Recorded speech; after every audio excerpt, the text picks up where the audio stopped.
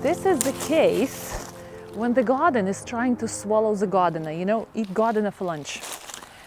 When I came back from Ireland several days ago, I noticed that this area was so overgrown here. And come here, my cameraman, let me show you what's going on here. Look at this beautiful little entryway I did here. So this area is shared between butterfly bush and my yew here at the back. And when I came back, this area was totally overgrown from one side by butterfly bush, which was not trimmed, unfortunately, this year. So you see this damage here. It kind of split and all the side of the bush fell here. Oh well, what can you do? But the good thing is butterfly bush is very resilient. So next year when I trim it, take away old limbs, it will just bounce back and will bloom wonderfully.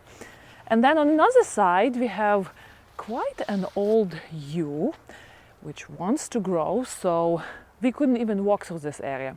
But now look at this, I just cleaned it all out, trimmed this area here, opened it up, and now we have another beautiful shady walk in the garden, right? All right, so that was the job for today. I did it. Now I have to file all the trimmings away. I compost them right there. Look at this little entrance under our holly tree. I have my bags there, as you can see, right there.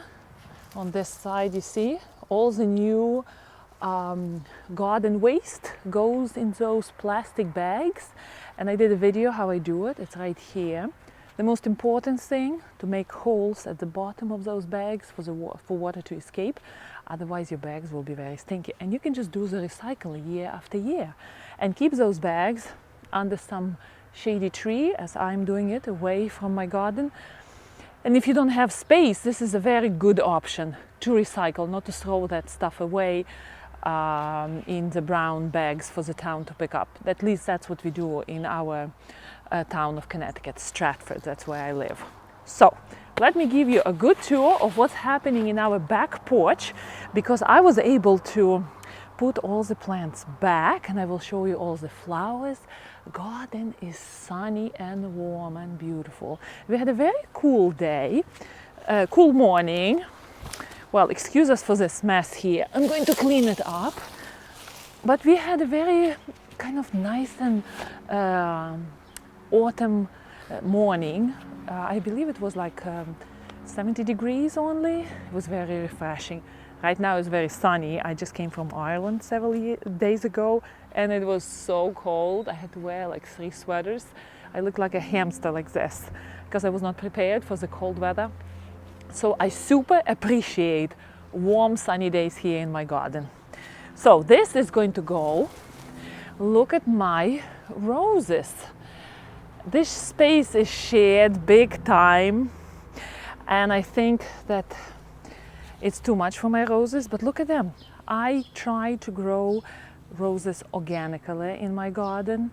This is Olivia Austin rose, and look at this, not a single side of diseases. Come here, look at this. Okay, there are plenty of weeds in the middle. I will get to it. This is rose which is not treated, okay, starting a little bit here, but that's nothing for organically grown roses, because my Lady of Shalott already, I wouldn't say full of black spot, but black spot is doing its damage already by this time. So this is great, right? Olivia Austin is still blossoming, sharing the space lovely here. And look at this. Ah, Rose of Sharon, right? Lovely space. I love it.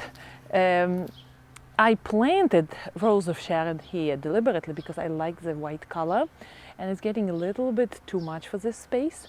So I'm going to give it a nice trim here. Here too, I came in here and I had to take tons of stuff away. What's the name of it? Time is conquering my path. Look at this. Yeah, still clippings from holly here, but look at all this. It's taking over this path. I'm going to trim it. Oh, I can do it like this. Maybe. Doesn't look good. Whatever. So this was just cleared up here because it was hugely overgrown too. My rose is doing okay here. Black spot is coming on. What can you do? Coreopteris, right, is ready to bloom with beautiful blue blooms. It's getting fuller and fuller. In spring I gave it a nice haircut. I trimmed it to make it bushier, and last year it was first year in the garden, so it was kind of leggish, didn't have a lot of stems, and I was thinking, doesn't look so really good. This year I trimmed it. Look, it has many divisions here and it looks fuller. So I will continue doing the same, and hopefully we will have a nice beautiful shrub here eventually. Well, it does look good here after 3 years in the garden, so that's good. Now, my beautiful back porch. I'm so glad that I decided to go for potted plants. I had to go to Ukraine this spring, so I wasn't in the garden for 1 month. And I kind of thought, should I do it or not? I did it, and look at my plants, thanks to my beautiful friends who took care after all the plants. This is zinnia, I believe. This is zinnia profusion white. It's an annual. I brought it from seeds, and I have several pots. I have 1, 2, 3, and I have one zinnia right there. I'm going to show you later. It's growing vertically right at the back there, and it's such a cheerful thing. It's going to blossom the whole summer and the whole fall because it's annual, right? What I did after I came back, my friends were watering it well, but all my plants were not fertilized. So what I did, I gave them a good, nice dose of fertilizer. I stay on top of watering because the days are very hot here, and hopefully they will have that nice bounce back. Another new plant for me this year, well, I think I grew zinnia profusion white, I'm not sure. I do like white flowers at the back porch here, not crazy colors, just green and white and maybe purple and blue. So that Verbena bonariensis, look how nice and vertical that plant is. I used to grow just the usual cottage Verbena bonariensis in the garden, and it's a little bit unruly. It grows in different directions. And this one is Verbena, what's the name of it? Vanity. Beautiful, compact, grows. It's not going in any direction whatsoever. No branches shooting left and right, and of course this Verbena is somewhat youngish in the pot. It is very tender perennial. I don't think, well, maybe I will try to overwinter it in the garage, and then it will be perennial in the pot, much stronger next year. I believe there are several Verbenas I planted there, right, like 3. I think I would want this Verbena in my garden, because other Verbena grows just wild in any direction. It's very unruly, and this one is shorter too. Of course, the biggest thing, oh, here's a cardinal. We had cardinal nest right here in this holly. No, this is not a holly. This is, oh gosh, what's the name of this plant? I have 1 p.m. o'clock amnesia. Yes, this is Japanese holly, yes. So we had cardinal family here in this Japanese holly, and now they like our garden, so they fly around here, which is lovely. I like cardinals.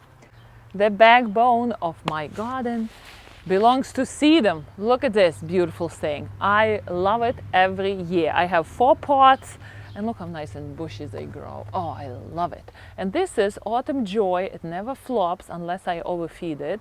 And last year I think I overfed it, so it fell.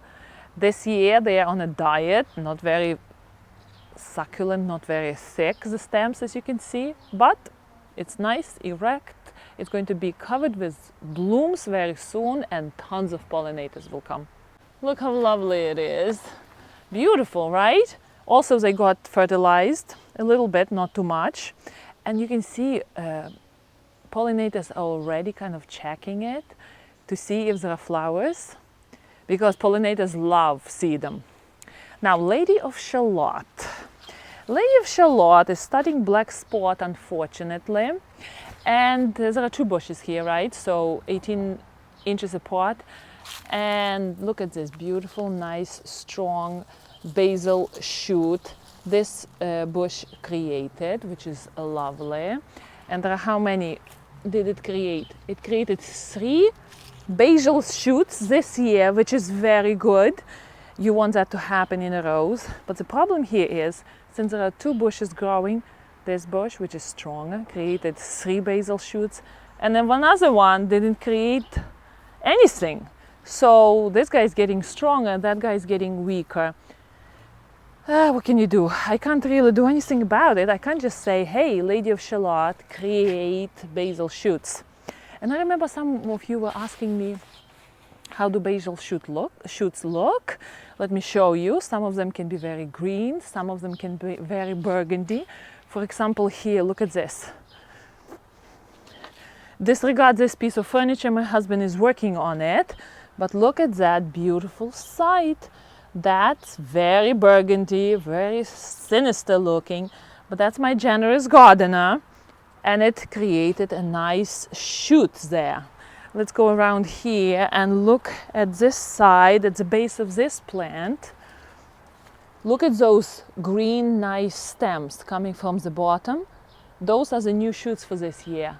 I love it. One of them got damaged. Oh, what a pity. I don't know what happened here. But that's like that stem is not going to live long, because that's like an entrance point for all the diseases. But it's okay. Look, 1, 2 this year. Last year was 1, 2, and 3. So it's a good sign. This climbing rose is living well. Okay, so this generous gardener, the shoot starts like that, very burgundy, and then it turns slowly into green. My Katrina rose, the shoots usually are green, and it produced only 1 shoot this year. Look at this. This is one for this year, but it's nice and strong, you see? Very nice and strong. And look how far it goes. It goes much higher and nice long, and it keeps growing. So hopefully in the fall it will just keep growing, and I will train it maybe all the way here, something like this. Yeah, maybe something like this. Yeah, keep growing. Let me see. Here you go. This probably will go here. And my Katrina rose will be conquering the heights. Maybe next year it will be double in size. Wonderful, wonderful. Oh, here we go. Profusion white, zinnia, growing vertically in this sack, which I made myself. Very good project. It stayed outside for 2nd year. No, 1 winter I stayed outside with the soil. I didn't throw away the soil. I mean, it lost a little bit of color, but it is serving me 2nd year in a row. Very difficult space to fit here, right? And this sack is just sitting here. So I fertilized my zinnias. Hopefully they will perk up a little bit, because they look a little bit tired here. Maybe suffering from a little bit of drought. But it's okay. They still, because they're annuals, they have the whole fall to bloom for us, right? Generous gardener. Look at this healthy rose. We do have a nest here, which probably can be taken out, maybe, I'm not sure. Yeah, maybe I will take it out eventually, but not a sign of disease on generous gardener. Look at this, healthy, shiny foliage, plenty of hips. I wasn't here to trim them, so maybe I would leave them by this time, or maybe no, maybe I will do the trimming. This is the end of July, so we usually, in northeast USA, we usually stop trimming by middle of August. So maybe I will do a nice trim, shape it up, make it look tight, and generous gardener will be blooming again. But very, very happy with generous gardener this year. A good growth, healthy foliage, nothing is wrong with this rose. Very, very happy. What else is here?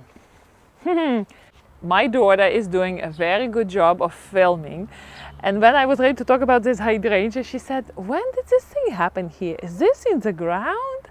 When did you put it in? Well, this is the second year of hydrangea growing. And guess what? It's pink. So it means my soil here is moving towards alkalinity. Very interesting. But look how much of blooms it produced here. It's a nice and sheltered location here. So good. I missed the peak of blooms. They're aging a little bit. But this hydrangea, next year it will be higher. And hopefully it will be this size here, which is a nice spot here under the apple tree.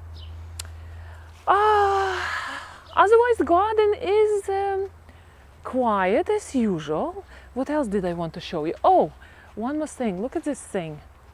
Ajuga. Look how nicely it is spreading. And you know what? What I'm surprised this year with this ajuga? That it is taking over the needles here all right, you know. I kind of was cleaning up here the stones, so I blew needles into ajuga a little bit. But ajuga is traveling over the needles, and needles are not bothering it. So maybe this is a space to let ajuga run, because ajuga does run. And maybe I will transplant it to another spot in the garden. The first spot, which I was showing you right there behind my swing. It's a little bit shady, a little bit dry. Maybe that would be restraining forces to keep ajuga in check. All right, this area here. Okay, verbena doesn't belong here.